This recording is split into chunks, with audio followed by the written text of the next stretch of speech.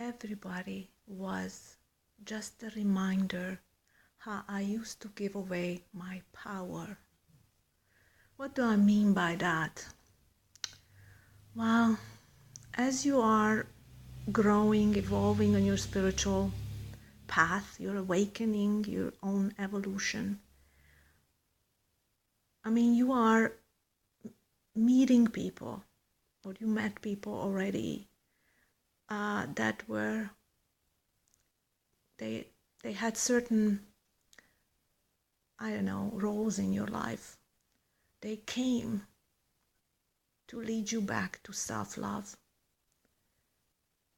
by choosing something else at this time and space that you did not, let's say, 500 years ago or 200 years ago, or even, let's say, in this lifetime, you did not make that choice with somebody, maybe a partner, a lover, a mother, a father, it doesn't matter. So you basically are regaining your power by regaining yourselves. And when I asked in 2012, what's the next step? I received the reply, back to self, back to the original blueprint, back to your powerful selves, which is, this is, everybody is doing that now. Most of the people, right? We are awakening in waves, and this is exactly what it is. So you stay self-committed. You no longer compromise yourself, your self-integrity. It's not about what other people think that integrity is. No. It's what your soul's integrity. It's being loyal to yourselves, knowing your own truth. And it is, you are always, no matter how you are in that moment, and no matter what kind of, or what level of consciousness you are on, you are always being true to you in that level of consciousness, in that zone, as far as you know it at the time. But eventually, actually you keep growing into more of who you really are, without distortion, without compromising yourself, your soul.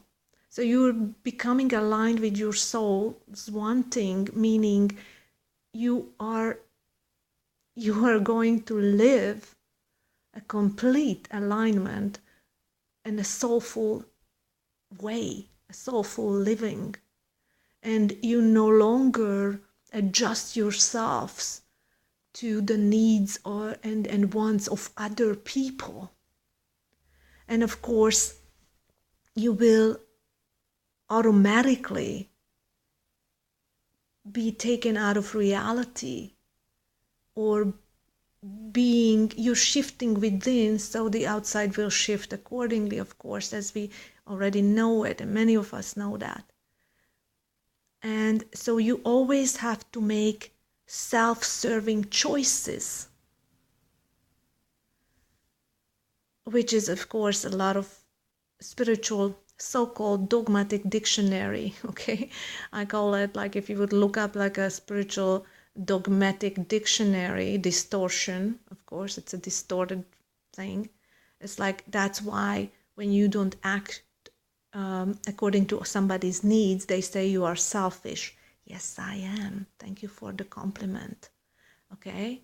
Because my job is not to take care of you, which humanity has been living in that program, that old program, those dogmatic spiritual, those traditional spiritual beliefs, systems, which has nothing got to do with what your soul was created originally. Of course, you experienced, you fall into the illusion and forgot who you were originally, but now we're coming home. Now we're coming home to ourselves. So thank you. So never forget and remember, they were all just a reminder how I used to give away my power. And as you come home to yourself, you become more and more empowered within. You know, and you will feel it more and more when you want to do something against yourself. It will hurt so much that you no longer can do that. You no longer can live that way. And it will be just so obvious, and you will get more and more self-conscious, and you will be more and more be able to discern for the benefit of self, loving thyself, take caring of yourself, and you no longer live that old program and that old self-deception. Okay, so you no longer compromise your soul's integrity for another one's sake. And you will have this quiet presence, which is omnipresence. You don't fight for your power or empowerment. You just know what and how you can be more loyal to self, and you will never, ever betray yourself for the so-called well-being of others, because your well-being and your harmony with self is your primary task on earth. By living in your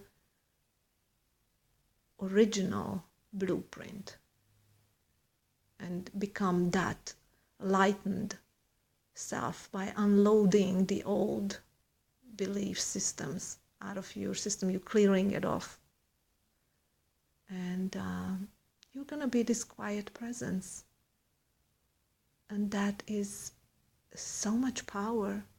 It's amazing.